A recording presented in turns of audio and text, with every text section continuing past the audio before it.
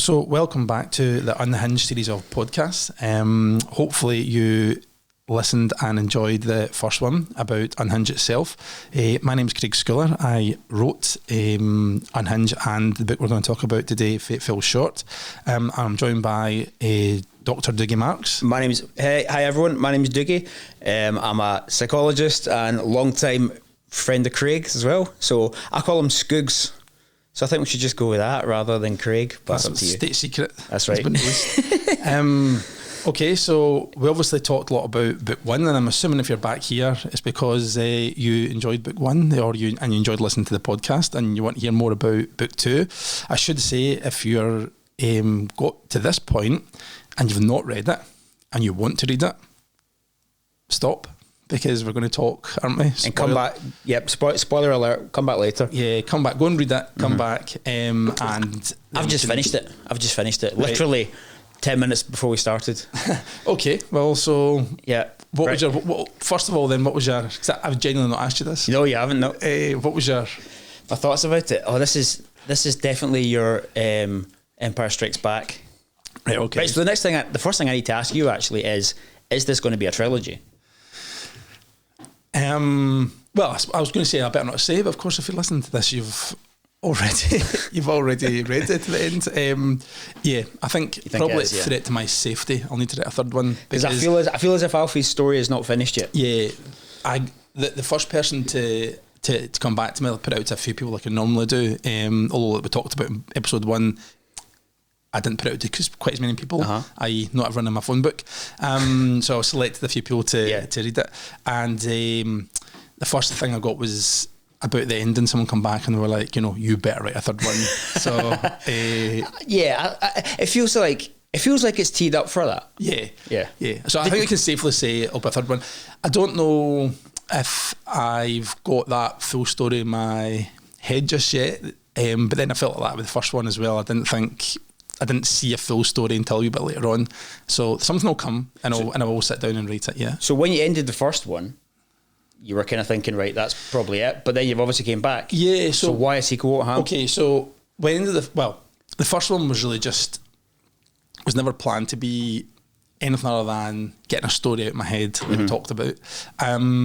The idea for a sequel definitely wasn't in my head when I wrote the last word on the last epilogue, because I left it, and I know a lot of people, again, like the ending always is what people want to talk to you about, and the messages I got, people saying, who's the meeting, what happened, and I was like, well, because that was clear to me whenever I ended the first one, but a lot of people, I thought, I had all random names of people, like it was someone new, it was someone else, it was Neve, it was because to me it was clearly Neve, but then other people obviously didn't think that. It's like some people were saying like it had to be Fiona, other people were saying it was someone brand new, like I had people saying it was just Alan he was meeting, it was Heather back from the dead. Yeah, well I actually had that. Did you have something to say that? Genuinely had that. Okay. I had that. It was waiting on the sort of kind of like ghost of Heather like arriving. Right, okay. I kid you not. But that's the beauty of it. Was that I think that the ending worked because I wanted it to be like, it's what you think. Whenever you wrote that ending for the first book, did you know who it was? I knew, to an extent. You did know. To an extent, in the sense that I just put myself in the reader's shoes, and I thought, who do I want it to be? Who do I think it would be based on his story? Yep. But I didn't have it like I knew this is what was going to be for chapter 1 of book 2. I didn't know that. No, I just knew in my own head at the time, which I'm not going to share. But in my own head at the time, I thought, if I was a reader, this is what I would think. This is what I would As expect. a writer, I was genuinely leaving it up to the reader to decide what they thought. As you can get a wee bit from book 2 as well, I'm not a massive fan, whether it's film or books or any sort of medium, of neat bow endings. Might go on the idea. You called me a pessimist last week when we met, which has stuck with me. And you just said that you've been thinking about that all week. I have. That you call me a pessimist. So, and I think I just don't think life ends in neat bows. No, it definitely doesn't. However, I'm also conscious that books and films, although they sometimes represent real life, they are also a break from real life, and you maybe need to get to some sort of resolution at some point, otherwise it can become frustrating, but we'll get on to the ending later on. So at the end of book 1 then, you had this idea in your head of what it was going to be, of who Alfie was meeting. But then, start of this book, you've upset some people. Yeah, so you upset me at the start of this book, I must admit. I thought book one was going to be quite cheeky. Chapter one was going to be quite cheeky, because I think that I was thought, right, I'll write this so that people think this is his baby, you know, that like this, he's had his happy ending, and book two is going to be about him being a dad, you know, he got his dream come true, and he's going to be with Niamh, he's going to have all this, and then of course you pull the rug from under people's feet. Now, I'm not sure, I don't know, it's not been released yet, and only, I think, currently like 3 people or 4 people have read it, but everyone has said the same thing of, oh, you naughty one. You know, like I really thought, so maybe not everyone will think that, but and that was a bit cheeky. I thought, I'm going to put that in, because you think, how do you start a book, how do you hook someone's attention? And I thought, oh well, okay, try and resolve that, and then quite quickly, and I think that becomes quite a part of a theme of the book, of not necessarily like pulling the rug from under people's feet, but more just like, this isn't the book you thought it might have been. Well, yeah, I mean, I guess in any good writing, you know, you want twists and turns that are unexpected. Yeah. You know, and in a trilogy, which this is going to be, then although book one is kind of the end of obviously the first part, it's by no means the end of the story. So in some ways, whenever we start book two, Alfie is still in the position where he is not sure what he wants in terms of relationships. He's more sure of himself, and he's more sure of what he doesn't want, I think. I think that's a really good way of putting it. I think he has, quite early on you established in the second book that he's found a place where he's content, he maybe feels safe, and a lot of the first book's about, you know, this idea of the version of yourself that exists, and what you can be settled with and what you're not. And obviously in the first book he finds through flashbacks you see, you know, this version of himself that he's come to really, he's had a, you know, not a horrendous childhood by any stretch of the imagination, you know, definitely not, but there's been tragedy in there. He's a bit of tragedy, but there's also like an element of isolation. I think you get a wee bit through, you know, and he, you know, a few times he talks about particularly when he's arguing with Heather at the end, it's like, I wasn't anyone until I met you. I didn't feel maybe settled until he meets her, and that version of himself dies in his head with her. Yeah. At the end of that book, and I think the first book, is about, you know, how do you find that version? You know, like there's that thing in the first book that a few people have picked up on and said to me, and that blew my mind. You know, the idea of like everyone you meet takes away a different version of you. Yeah, and I think he says, Alfie, you know, it's best not to dwell on that thought too long. That everyone you meet definitely takes something different. So there's this idea of, you know, what version of him was he happy with, and I think, you know, towards the end of the first book, he leaves Fiona's house and he says, you know, the journey back to Duddingson's a short run, but to the version of myself's, you know, going to be a bit longer, and I think he knows he's on this journey. And I think when you pick him up, you know, almost like a year later in book two, he's found a little niche for himself where he's maybe carved out a niche. I think he says, you know, a place that's the present's a pretty decent place to live in now. So he's found this little safe spot for himself. But as we know, safe spots are fine, but you don't grow within them. And I think that's maybe the challenge that's facing him at the start of book two, is he's got a little safety, but that little bubble, you know, it only takes a little bit to burst it. And I think, you know, that's what happens through the book. Yeah, there's quite a good sort of story throughout the second book of not just Alfie's, you know, kind of romantic relationships. And in some ways we're moving away from the Hinge app. Yeah. It is in book two, but it's not. Yeah, it's not the It's not the be on end. No, the first book, it's not about online dating in the first book either, but it's the vehicle of which you explore the story, whereas that disappears a bit in book two. Yeah, but in the second book, so we've still got a bit of his relationships going on, and that is obviously the theme, and there is a bit of the will they won't they with Niamh. Niamh's name, right? It's a Scottish spelling. Is it pronounced Niamh? Yes, because it's Niamh, isn't it? Is that right? Yeah. So it's actually Niamh, because I'm never sure how you pronounce it. So in my head, you can pronounce it any way you want. In my head, I'll say Niamh, but I wasn't sure. Right. What was your alternative? I don't know. Don't say nymph. Was that a Freudian slip? Yeah. That you've put that in you there? tell me. Isn't it? That's right. You're the professor of psychology. I'm a psychology person. But it's not just about his kind of romantic relationships. In this one, I think you develop a good bit more about his relationship, particularly with his uncle, with Uncle Jack, Eugene. Yeah.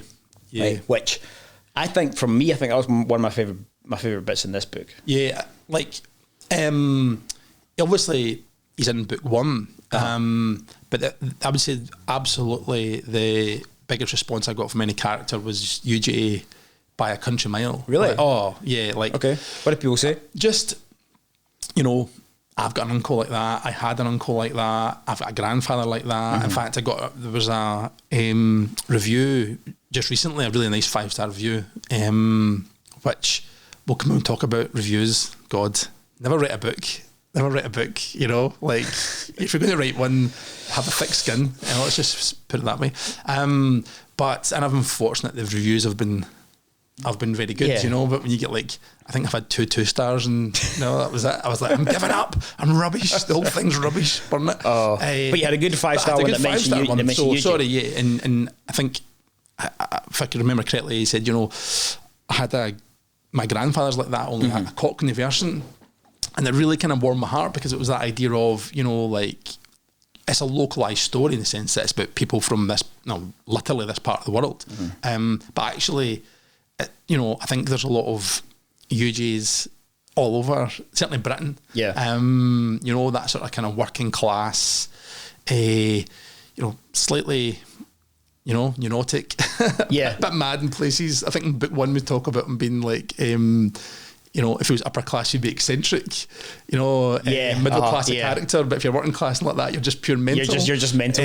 Yeah. But there's so many, and I think that was nice. So it was always in my head to explore that relationship a bit more, because I think there's obviously the absence of the dad, Victor, and UJ's fills that gap for him. So I enjoyed exploring that, and I hope that people did as well, because he was a lot of people's favourite character in book one, and I think you got a lot more of him in book two. Because we've spoke about quite into Joseph Campbell and the idea about the hero's journey. So in any good book, I think it follows the hero's journey, you know, and part of that is about having somebody who's a mentor, to the main character. You know, usually an older person, you know, somebody who's wiser, who's had more experience, and something that the main character can kind of learn from them, which usually definitely fills that.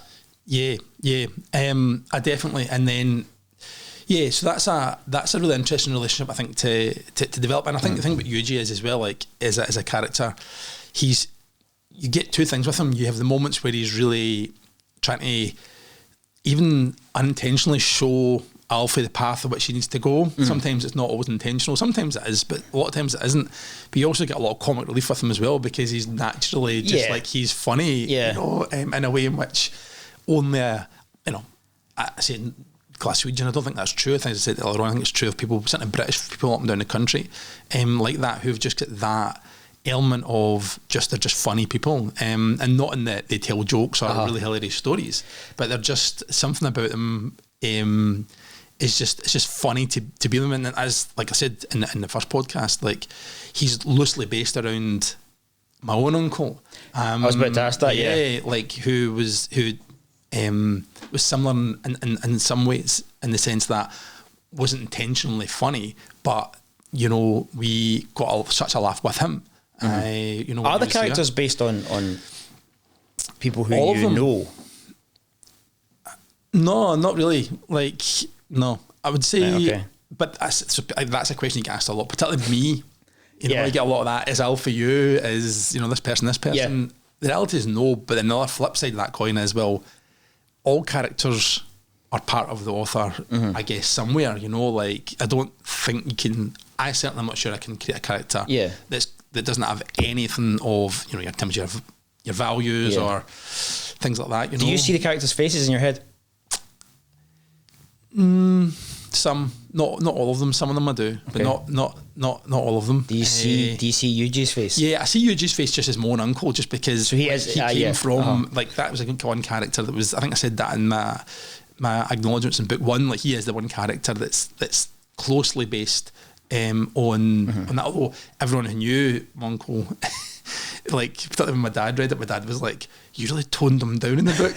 And I was like, "Well, I couldn't put him full. You know, I had to have a diluted version of it." Nobody, because he said to me, "He's like, no one would probably believe the real version that existed, the real character." Have you had feedback from anybody about the Scottish language that Euge's and Margaret's dialogue is written in? Not in book one, because I don't think there's a huge amount of it in book one, and obviously book two is not out yet. So there's obviously a lot more in book two, because you get a lot more Margaret, you get a lot more Euge. Yeah, because I liked that. I liked that because obviously we're both from the west of Scotland, so I can hear it in my head. Yeah, you know. But yeah, I wonder, people who are further afield, will they have to? Someone said to me from England, someone's contacted me who'd read it and really enjoyed it, and said, "I can hear the voices of the baby reindeer characters." And I was like, "Yeah, that's the wrong part of Scotland." Shrek would probably maybe work if you were further afield and you'd never heard anybody from Scotland, you know. Or yeah, you could probably get away with a thought of. Yeah, maybe, I don't know. Almost. I don't know. I think it's just Glaswegian, isn't it? I know. It's just, yeah. So, but Billy Connolly, maybe. Yes, maybe. Aye, that sort of is maybe the closest you would get in terms of the actual. Yeah. But no, I enjoyed. I definitely enjoyed writing a lot more about.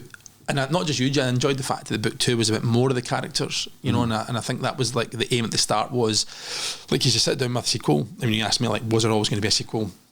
Not really, probably because, like, when you're not an author, and I'm not an author, I was just someone. We are. You just written two books. Yeah, you know what I mean? Like, you're not have no training or anything like that. So when they wrote the first one, they said it was really just more of a hobby. And then when you get the reception of people saying, "No, like, I really moved me," or, you know, "That was really funny," or, you know, a whole different range of things. Or the two people who gave 2 stars who didn't like it. Boo to you. But the general people, and you think, right, okay, there's got to be another book, but then you start thinking, do people want? And this is the thing. This is the nervousness I get. You know, yes, you know, it's the book's out soon. You know, we'll soon find out. But do you just write the same story again, in the sense of, does he go back on 4 or 5 hinge dates? Does he do this? And that might have been interesting for people to read. I don't know, but the reality is, it wasn't a story I had wanted to tell. It wasn't the one you had. Not that I'd told that story as such, but I'd used that mechanism of meeting people to explore really what was happening in his life. And I thought, it's just going to be, I can't have part 2 just be a rehash of the same thing. So then what do you do then? Because you've got to fill in, you've got to have a story. Yeah. And then the idea came to me pretty quickly. Well, the number one thing that people said coming back to me was, I love the characters.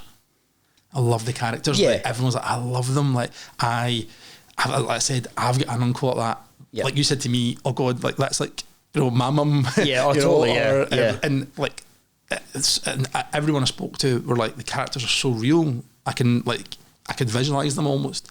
So when I had that in my head, I was like, well, why not just explore them a little bit more? You know, you've got this range of characters that people seem to quite like. Yeah.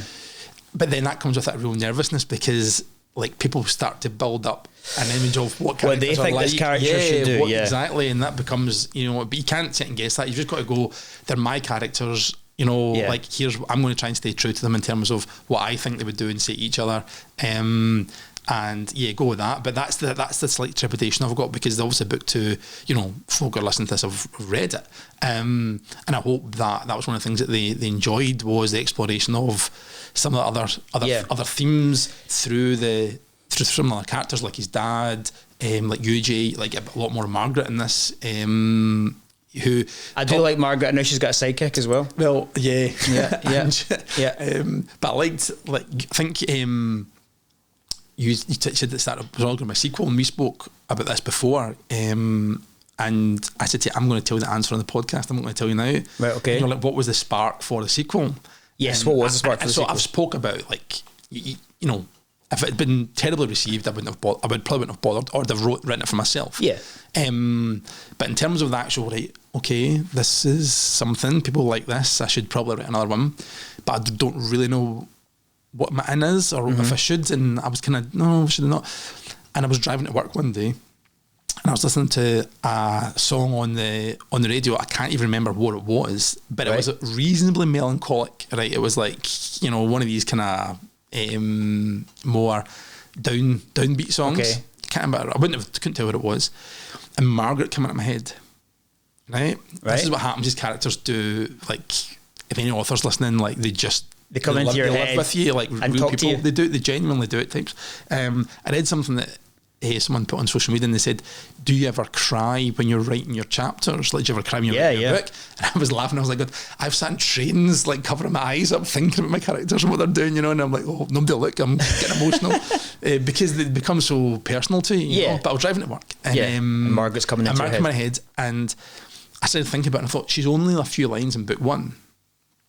As I said earlier on, like that was probably my favourite chapter, not because I think it was the best written or anything else, just because I'd started writing that as a 1 or 2 line character, and then she grew, and I thought, I'll bring her back, it's quite fun, I'll write more of that. So she popped me in the head, and I was thinking, you know, I really did a bit of a disservice in book one, because she really is just the comic relief. Yeah, she is. And then I thought, you know, like, I think a certain type of person gets a certain type of stereotype, and we only see them for, you know, what they present as. So Margaret presents as abrasive, you know, she's drunk when he meets them, like, you know, you don't get a lot of amount of her, but she's mouthy and everything else, and that continues in the book too, because that's ultimately where she's definitely got part to. of her, But in my head I was thinking, there's more to Margaret, because there's more to everybody. You know, she's not two-dimensional, you know, like there's something. How did she get to be in that train station that night? And as I was driving to work, I started to become quite emotional. And I was like, God, what's happening here? You know, and I had all these feelings about this character who'd only been in the book for a few lines. And I was like, God, what happened to her previous 60? I think she's 62, you know, like what happened in those previous years that took her to that moment? Was she genuinely just someone who was at the end of a long day of drinking out with her pals and, you know, like people do, get a bit disorientated, or was there something else? Has she got a bigger story? And then when I started asking myself those questions, and like I always do, start writing my questions, like, you know, that I can then try and answer, her story became a little bit, I was like, right, okay. So I was almost like, and I know her bit comes at the end, you know, you get a wee bit through Ange, you get started to about halfway through, you get the idea that there's something going on in Margaret's life. She's got more of a life, and there's various tragedies in there. And when you get to the end, you get a bit more of, not of the full thing, but you get a lot more of a reveal of what that might be. But that chapter was pretty much the first chapter I wrote, but in my head. I never write the chapters out of order, I'll never write them chronologically. But in my head, I'd written that chapter from start to finish, like almost word for word. So when I got to that, and I remember the night I got to it, I was like racing to get to the chapter, because I was like really excited to write it. Because you knew that this had to come in. I'd written this in my head 4 months ago, and here I am, now's the moment, you know, and it was like, sit down, pick up a tea, I've got to get this right, because this was the kind of catalyst, which it sounds silly because it's not the main idea in the book, but that was the character I thought. So it's character driven then. So the motivation then is when you've got characters and you've shown one side of them, and then when you were listening to this melancholic song, you realised, actually, this is a character who's also experienced the other side of life as well. She's not just kind of frivolous, frothy, and who is no one banter. Nobody is. No one's just what they present. Like we talked about earlier on in the last podcast as well. Like the versions of yourself that people take away.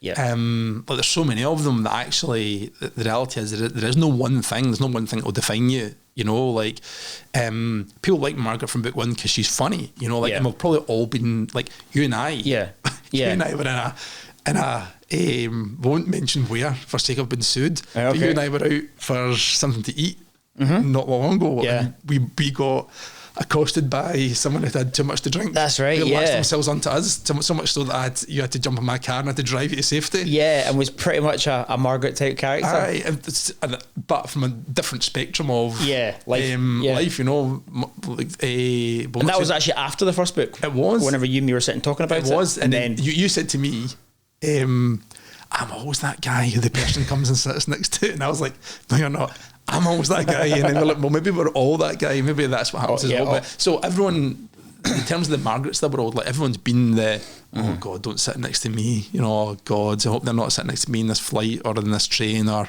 whatever. And we jump to those judgments quite quickly. But the reality is there's always, you know, there's usually a story. And I thought, I want to explore that. And of course, one of the big themes of the book is, you know, this idea of like what is fated for you. You know, the book is called Fate Fell Short, and it's something that's always really fascinated me. So when where did that theme come from? Well, again, probably through Margaret, you know, a little bit, because I was starting to think about this idea that, you know, like you don't get to 62 and in that position by chance. Okay. Right? Like if you believe that, well, some people would argue, let's just say, that, you know, everything that happens in those 62 years, all those minutes, goodness knows how many they are, but all those minutes that add up, like, are they really all just by chance? Were they all just accidental things happening second by second, minute by minute that brought you to that point? Yeah. Or was it a lot more, you know, was Margaret's position a lot more kind of made up for her, you know, when her dad, you know, abused her mum and his dad abused them and her dad did all these things, and then when she's abused herself, you know, later on, and then of course what she then takes out in her own family, were all those things to an extent. And you start to question that. Now, there is, of course, no answer, which is one of the great things about this topic, because you could obviously debate it forever. But it was an interesting one. And then when you start to apply it to other characters, it became a theme that I thought, actually, there's something to this, you know, like this idea that... Because even Alfie talk about it quite a lot. Yeah, I think it comes up quite a few. I mean, obviously, it's something that I was interested in kind of exploring. But so from your point of view, and then we talked about this before, because when I was kind of...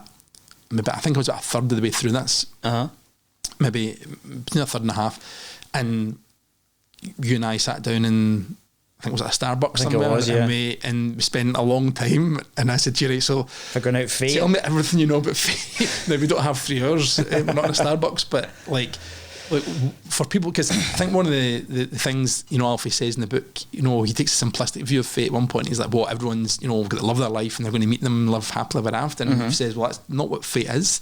So if that's not what fate is, what is it? You're asking me that? Yeah. I don't believe in fate at all, because I think that we live in a physical reality where, like, the next second is predicted by the previous second. There's a really good book by a guy called Robert Sapolsky. He's a neuroscientist, and it's called Behave. And he's written another one on free will. I can't remember his name, but basically his kind of point is that free will is just the gaps of the biology that we haven't understood yet. You know, so it's like, you know, why is it that somebody, you know, goes and, I don't know, commits horrific crimes? You know, very often you find that there's something neurologically, you know, wrong. They've had some kind of brain damage or some kind of lesion or whatever. You know. And he says, the more and more we learn about science, the more we realise that in actual fact, there is no space for free will. So you do believe in fate? You don't? I don't believe in it, no. But in the same way that... So that makes me sound like you do. How come? Like the idea that you don't have free will. Is the loss of free will not... Does that not mean that there is fate? That there is an element of fate then, like if you're... Like the less free will you've got, the more things are predetermined. See the characters in your book? Yeah.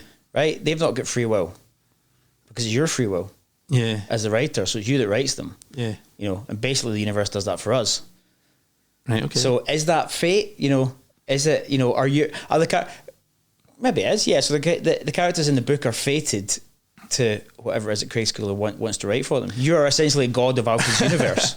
Well, that's interesting looking at it, I suppose. Basically, you know. But if you think about, like, so the different ways that I thought about fate, and, you know, thanks, you sent me a lot of really cool stuff on it to read about and watch. But some of the interesting things was, like, how people perceive it a little bit differently. Because you have the kind of, like, you know, the view of absolutely not, because I'm terrified of the thought that I'm not in control. And then you have the flip side of people go, I love that idea because I'm not in control. You know, like I don't have to take as much responsibility for what I'm doing because there's this element of it was going to happen anyway. And then you have like you know, Moira's character, who I thought her and the mum were always like, I loved when I got a bit of dialogue with those two because they were just like conversations I've heard between older women in my family for years. But she says, you know, like she uses it as a calming influence. She says, I can go to sleep knowing, you know, I can go to sleep kind of happy knowing I am where I'm meant to be. Yes. Rather than there was actually all these like multiverse type things, you know, there's all these other options that could have happened, you know, better or worse or different. But so what do you think? I mean, I don't think I've got a firm belief in anything. Obviously I don't believe that necessarily, because I think to believe in some sort of solid element of fate means that, you know, I think it comes up as a sort of funny moment, which is the theory, the Matthew McConaughey stuff, you know, from True Detective, which is you die, you start again, and you live it, and you eternal recurrence. Yeah, like what was it? You know, talks about time in a flat circle type thing, that you just go round and round and round it. And there's a kind of funny element between Zoe and Alan, but he's like, no chance I'm doing this again. Yeah, you know, like, No, I noticed that in the book. I'm not coming back to do this. And she's like, I think, deja vu, your memory escaping. You know, I think we've all been here before. Maybe like this is a theory coming out of America. And Alan's like, well, if that's a theory coming out of America, I'm not going to involve. That's right. I'm done with that. Yeah. So I think, you know, to believe that what's going to happen next has already happened, I think takes a big leap. But in terms of like from Neve's perspective, I'm probably more in tune with that sort of thing, which is the, you know, she's quite zen about it. Yeah, because Alfie's like, I think Alfie talks about what would you change, and I think her idea of fate is, well, look, there were certain things that were going to happen because of things that had already happened. You know, so she talks about, you know, I think she uses the example of getting bullied in high school. And he said, but surely you would go back and change that. Like you would go back and... But she says no because... Well, she said, because actually I'd need to unpick so many minutes that led up to that. Like it's not unpicking one event. It's not like, you know, I wouldn't step out in front of that car. Yeah. You know, or I would, you know, go back and pick different lottery numbers. You know, it's not that sort of thing. It's more of she's like, well, look, everything that happened in my life, every person that I met, every feeling that I had, every emotion I had led me to be that person at that time. And actually to change what happened to me, I would need to go back and change all those other things. And she's like, and actually I don't think that's either what you would want to do, because that's who I was, and also it made me who I became. Like all those minutes are really important because they then direct my life in another way. So because that's the Nietzsche idea about eternal recurrence. So the idea that so if time's a flat circle and you've got to repeat it again and again and again, the idea is that, well, if you find that out now in your life, you can't change anything that's happened in the past. So Neve can't change the fact that she's bullied. No.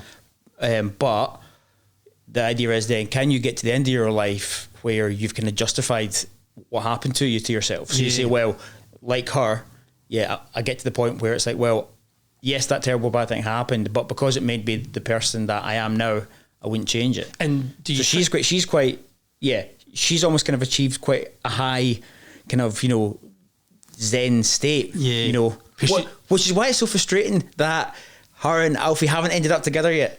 Do you think she's good for Alfie in that way? That he's on the opposite side of that. What about though when you're talking there? Yeah. What jumped into my head was his dad, because you know you talked about, you know, you've had all this, you know. Yeah. Because his dad's not that. His dad's the opposite. Neve's not necessarily, you know, it's not been tragic what's happened to her, but she's no, she's had struggles, but it's not the same level as the dad. His dad's had this, but I think, you know, did you think when you were reading it that when you got towards the end, the dad's maybe starting to have a realisation that there's maybe been an element of, you know, where he hasn't used, he hasn't used that tragedy to be saying, well, I'm going to balance that up by living my life like this, because he obviously, as we talked about in the first book, his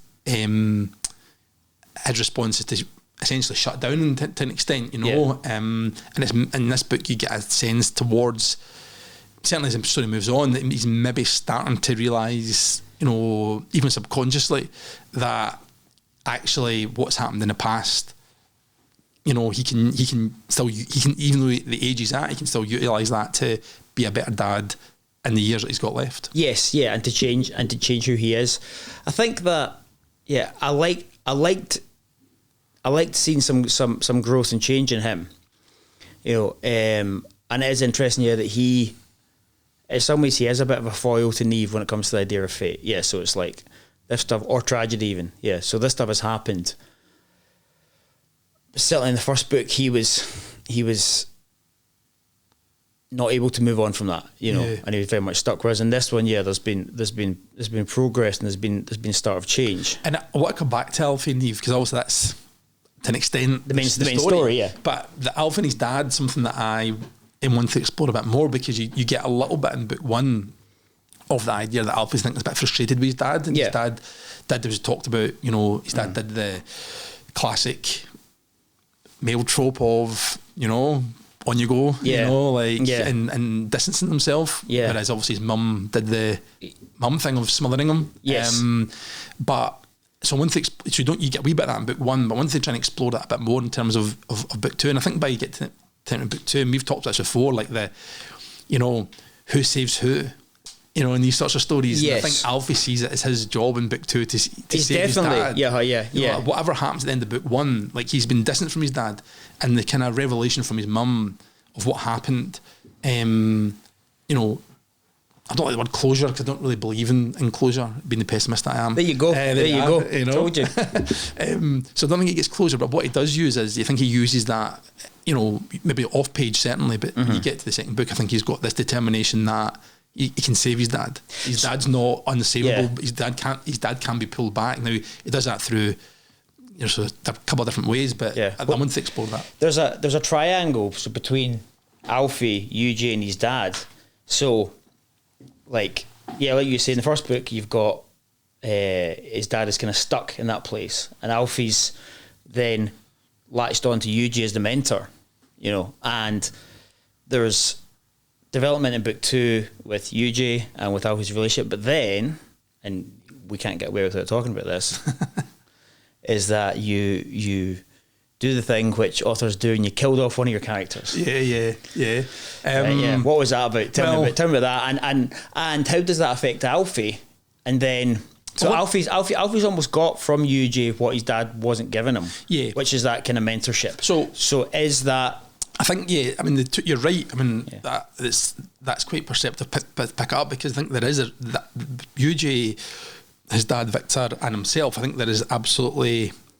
The whole thing's connected. Yeah. And in terms of the story, to go back to his dad, and then I'll talk about Eugene, in that moment where, again, the three people that have read it were like, I cannot believe it. I've actually got one person who has said to me repeatedly since they read it, I have thought about that moment time and time again. And I'll come on to that, right?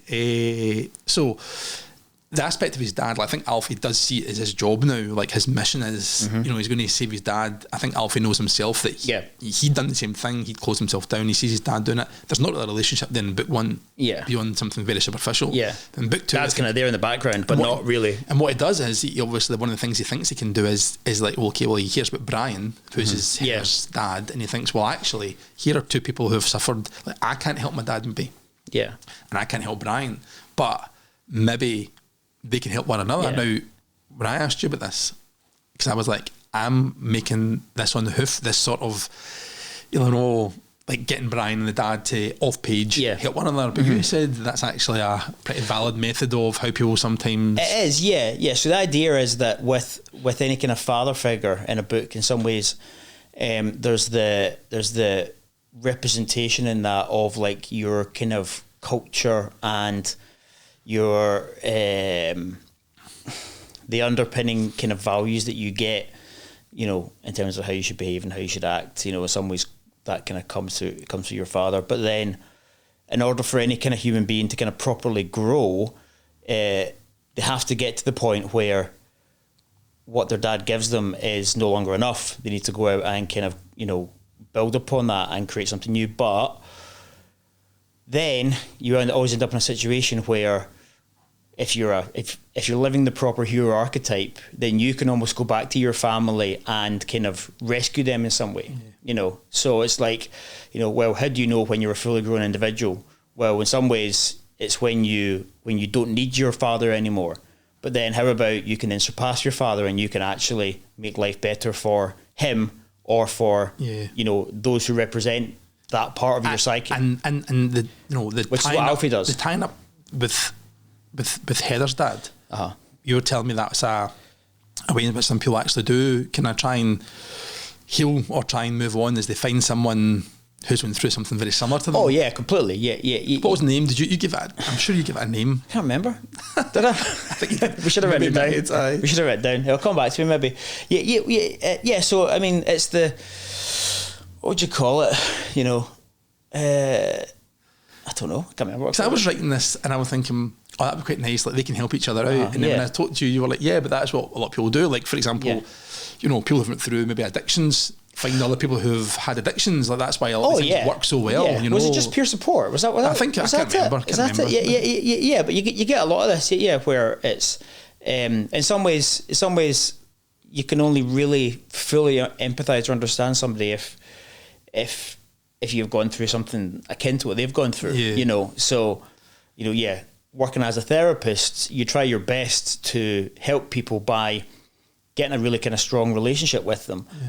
And one of the ways that you do that is you have to kind of put yourself, not so much put yourself in their shoes, but imagine what it's like to be in their shoes as them, you know, which you can do to a certain extent. But when you get two people that have been through something, you know, both these characters have obviously lost a daughter. Yeah. You know, it's like in some ways they can only really understand each other more than anybody else can. You know, and you don't see, obviously it's not written because you don't know what they're talking about. But yeah. I like to think that actually there's not a, you know, maybe it's to come. But I think when you get to the book, I'd like to think they're not really sitting talking about the loss, but what they're doing is there's some, you know, identification that they've both went through, and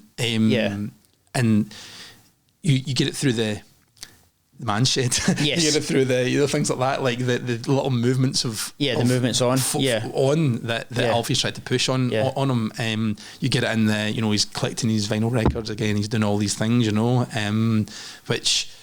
You know, might be small things, but are coming from that. So do you think?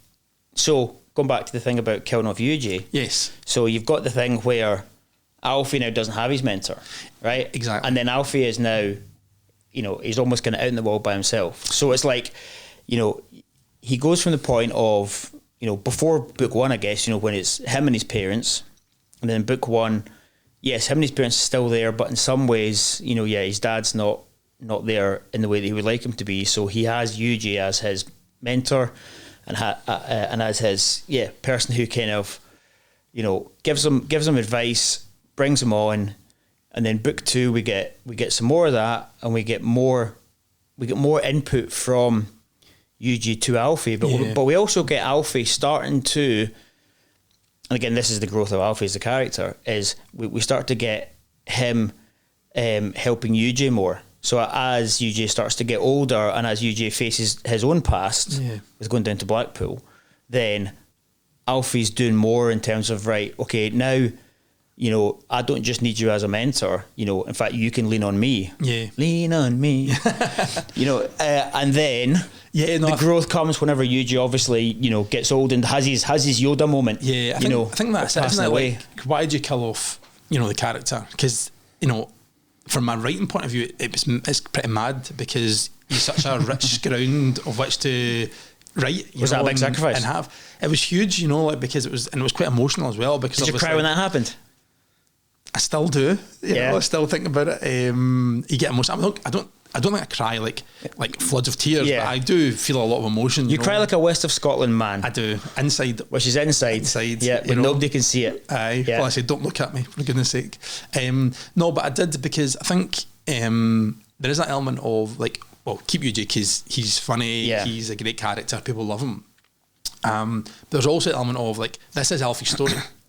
This is Alfie. I think it's his story. Oh, definitely. And, you know, like, he is, you're right, like there's an element of now, you know, he has lost his wife, who was clearly, you know, hugely influential in terms of who he felt about, what he felt about himself. He's not really had his dad about. He's had Yuji, he's gone now. So he kind of, and by the end of the book, which we'll come back to, Neve's gone. So he kind of ends the book, you know, really a bit on his own, but not necessarily, I don't necessarily see that as an awfully negative thing, because I think for him, he's facing up to the fact that, he's done some growth, but he's still got a bit more to go. And there's an element he's got to take that on. He doesn't have maybe the people to lean on that he's had. So he needs to do a bit of growing himself. And I don't want to say too much, because obviously there's book 3 to come. And in terms of where he goes with that, but I think the death of Yuji was, to an extent, like any death, was a birth of something else. You know, and maybe not fully explored because it happens at the end, near the end of the book. But there is an element of there's something else. But so that's the thing though, that a few people have read. They're like, and the big one was, someone was saying to me, the thing I can't stop thinking about is, why did you let him die alone?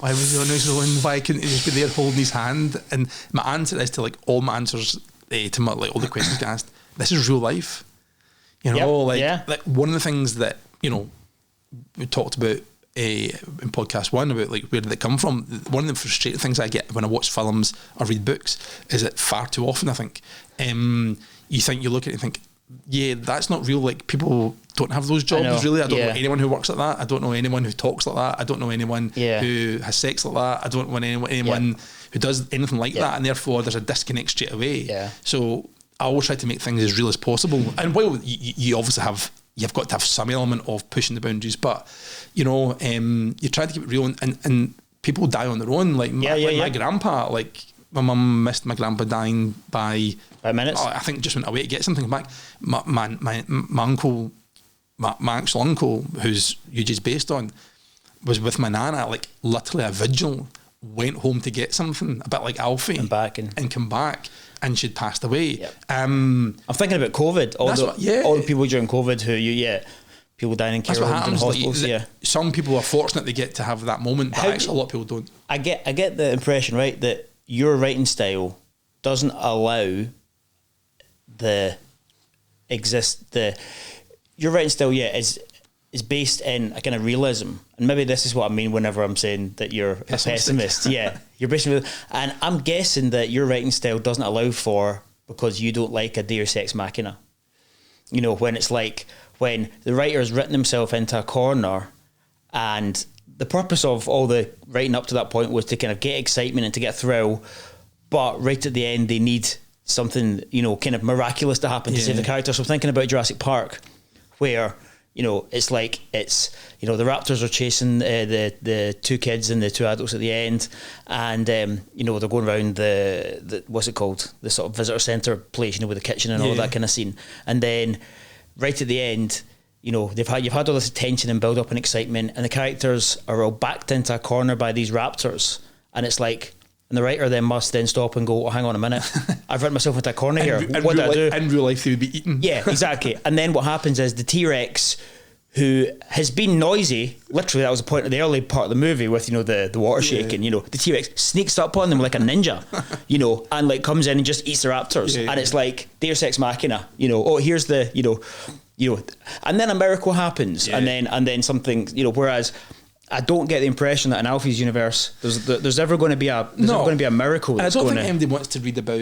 I mean, I don't think anyone wants to read about like real life as such. Like no one wants to read about something going to the shops. Like that's not what I'm going to pick up a book. So you've got to write a book that's got. But its themes are real life. Yeah, but what happens? I'd like to think people would read and go, okay, like for example, book 1, the dog. You might think, maybe that's pushing it slightly, but you could probably think that's not unrealistic. It's not like ridiculously unrealistic. It's maybe, I don't know who that's happened to. Whereas there's lots of other things, like for example, some of the issues he has in the bedroom. In book 2, like some of the issues that he comes across. Like when he's in Blackpool, for example, and you think, actually, some of these things are more real, and the people are more real for that. So so I think UJ's death is obviously for me it's a birthing moment of something different. And also it'll challenge me as a writer, I think, for book 3, because I don't have UJ to rely on. Because I don't think I'm ever really stuck for something to talk about, because I think I know the characters well enough. I can put them in any scenario and try and create something to move the story on a bit. But UJ was always a great go-to for I want a wee chat, let's get him next to UJ, and the relationship between them is so beautiful, and it's so loving, and I like that, because I think you see a lot of books about, or read a lot of books or watch a lot of films about love, and it's a guy and a woman, or two guys in terms of relationship, or two women, you don't often see that relationship of, which is really, I suppose, a grandfather, which UJ really is, when he calls him uncle, but to him. And there's this real love between the two of them that's on that page, a very West of Scotland type love, where they don't often say it. But like, for example, when you just saying to him, right, I've got a favourite to ask you, and they're on the bridge at Bothwell Castle, and you've got to go on a date, and he's like, I got no chance. Yeah, and not a chance. Yeah. The next scene starts, he's sitting in the front of the seat because you think, well, of course he is, you know, like, he loves him, he would do anything for him, you know, at the end of the day, he would do anything for him, even going on a date with Margaret's daughter. So what did you think of Ange being the new character then? Like, she's obviously, I brought her in, I didn't want to exactly. Why did you bring her in? Just a new character, you know, like, plus I wanted an into Margaret's life, and I thought, I don't think Margaret's going to give up a huge amount. Had that scene that I told you I'd written in my head at the end of the book, but I wanted an into Margaret's life and a little bit earlier than that, and I thought Ange was a good way of doing that, because I thought Margaret's not going to cough up her private life to anyone. More information. No. But what I was going to ask you, actually, is Ange now part of the gang?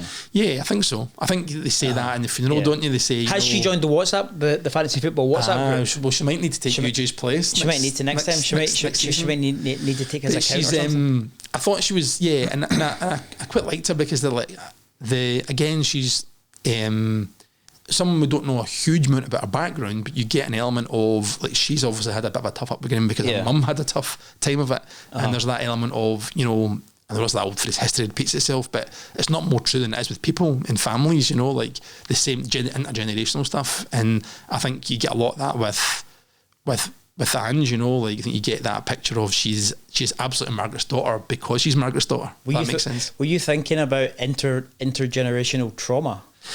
I think, because as a psychologist, that's what I was thinking. I was like, I can see this. So tell me about that then. Like, what did you like?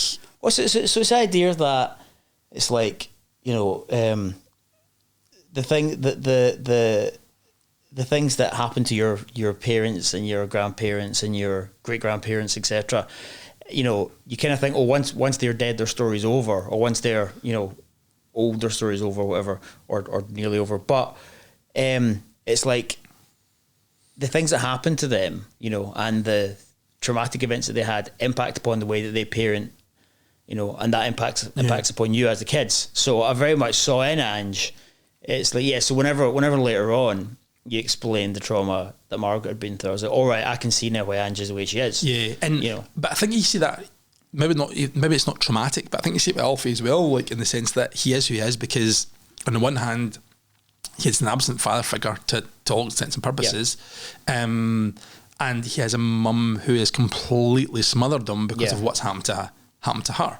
And therefore he's a product to an extent of his own environment. That ties you back to the idea of, we're talking about fate, you know, like, fate might not be the, I've got one person and 7 million who's waiting for me type thing, but it could be the idea of, well, do you have much choice if that's how you're, you know, the environment that you're brought up in? So that's why I kind of brought her in, was to try and help get a bit more three dimensions to Margaret, and something maybe to explore in book 2, because obviously we have book 3, because what we've obviously got is the idea that Margaret herself has got something to face up to. She's got children she doesn't see, grandchildren she's never met, you know, and so and now also Margaret doesn't have UJ either, and Margaret's not got UJ, and you get a sense that Alfie might step into that, into that breach, you know, this idea of people who he wants to save to an extent, you know, like he's, you know, and like, we'll better talk about Niamh, because obviously it's the main story. Right, so, but the idea of Alfie is, I think in book 2, he's busy trying to save other people, like, and he's got this element of, on the front cover of the book, has a love heart with the clock ticking. And one of the themes that I was really trying to grasp in this book and discuss was time, because I think it's something as human beings we are probably invested with a fear of, to an extent, you know, of time, either a time that we've wasted or time that has happened, things that have happened before, or time yet to come, i.e. what am I going to be, what am I going to do, you know, and I think whether you're young, whether you're middle-aged, or whether you're UJ, you know, come to the end, time's time, you know, and it's ticking on you, and I think all the characters are facing that, and Alfie's clock is ticking to an extent, because he's, in book 2, he's doing a lot of trying to save other people. But he's, at the same time, he's not realising, and the clock is ticking with him, you know, like, and he's not saving himself. And also throughout the book, the clock is ticking with him and Niamh. And so you start off this book 2 with, they're not together, but they're with they've definitely friend zoned each other, so to speak. But everyone else around them can see that there's this tension, and then the clock ticks. And as the book goes on, she drifts further and further away to the point that she's very far away from Alfie. Yeah. And then you've got there's a coming back together again, and there's the right, is this setting up for the "and they all lived happy ever after"? But no, it's not. Yeah. Right. Tell us about that. That's a pessimist in me. That is the pessimist in you, and No. that's the bit that doesn't want a Deus Ex Machina. Right, so I'm going to talk about this, right? Right, go for it. But I want, because you've not read the prologue. I've not the epilogue. I keep saying prologue. It's the prologue to the third book. I'm supposed to be, yeah. Right. So do you? Well, I'm answering that. Do you want to read the epilogue? So I read it just now. You read it just now. Right, will, okay, I give me the book. will I answer that question, right? Right, okay. There's a book. Right. So, in terms of Alfie's and Eve's relationship, yeah, I think I was trying to. I think Alfie isn't really ready to. This is man. Do you know what you should Man read reads. this? Do you know what you should read this out to me? No, I'm not reading it out. Because somebody said to me you should do an Audible, and as you can tell, I'm not a very good voice actor. You want me to read it out? Yeah, no, just you read it so you can get to the end. I'm going to answer this question. Right. Okay. Go for It's it. only like 2 pages or 3 pages, so I'll talk about Alfie and Eve. So Go for it. Yeah. I think Alfie has, at the end of the first book, you get the idea that he's used his difficulty, so to speak, and I think he thinks in his head he's moved on. In fact, I think you give some monologues, and then monologues where he's talking about, I have moved on, haven't I? Like that sort of thing. Mm-hmm. But I think as a reader, you get the sense that he's really not moved on. Like he's moved on from maybe some of the hurt, but he's not moved on and ready to grow because he's trapped himself in this bubble of safety where he's got his week planned out, he's got his people around about him, and he's terrified of being hurt again. And I think that's what it is, and I think that's ultimately what is crippling Alfie, is this idea of either hurting someone or being hurt. And he's just not going to let himself get into that. And I think the phrase he talks about, him and Yuji talk about, and it comes up a few times in the book, which is, Alfie's the ultimate pessimist when it comes to the question of universe giving you someone you love so much you then can't live without. Yeah. And while Yuji sees that as a wonderful thing to happen to you. Yeah. As does The Neve glass is later half on. full, the glass is half Alfie empty. sees it as Yeah. an awful thing, Yeah. like why would the universe be so cruel to you to give you someone that you can't live without? Like that's what an awful thing to happen. And I think he does recognise what he sees in Eve and what the relationship they've got, but I think there's something crippling them and holding them back. And I don't know, like from a therapy point of view, what that is. Maybe for me, it's the fear of being hurt. I don't know if there's something more deep seated than that. Is it trauma again? So is it still the trauma of is it generational trauma? So he sees his dad, and there's the dad has lost his daughter, and then there's the traumatic impact of that, and then there's also then the death of Heather in book 1. And so it's the trauma of that. So is it actually a maybe a fear of death? Is it? He just doesn't want to, but he doesn't want to expose himself to that. He's found this happy place to sit in and live in. And in some ways, why would you? Yeah. Why would you expose yourself to that death? But but if you don't, then you'll hide. He's actually become his dad to an extent, because a few times he says, I'm here, aren't I? When he's asked about, I think there's a few times in the ends of the book, and he says like, you've not really dealt with this, you've not moved on. And he says, well, of course I have. And his mum says, I'm here. His mum says something similar. But so did you read it? I can't read it while you're talking. Oh, Shall I read it out loud? I poured the water from the kettle into 2 mugs and watched as they darkened before I dripped some milk into hers and poured a good dollop into mine. I thought I would let them registering a single word she said. I replied Alan's words on the phone and then his text message in my head. I don't know whose baby you're looking at. I stared intently at the picture and then looked up at Michael as the answer to Alan's question slowly revealed itself to me. Oh, fuck.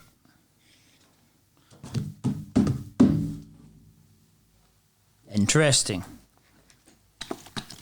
So what do you think? I was not expecting that. There we go. So I think that's a nice place to bring us to a close. That look in your face. You definitely need to do book 3 now. So book 3, that's what I said to you. Book 3 is going to need to be to explore the ending. I think I'm going to leave it there just with that look in your face. I now have to think. Yeah. So while you do that, we shall say goodbye. Thank you for joining me, and I hope you enjoyed listening to us talking about the book. Please spread the word for authors like myself. it's really only people talking about it that gets people to buy it. So please do that. And I don't know when book 3 will be written or published. It will be at some point. Don't be doing a George R. R. Martin and leaving us for years and years. No. It'll hopefully within the next year or so. When I do, we'll join you back here to discuss it and see whose baby that really is. So goodbye from me. And goodbye from me. Thank you.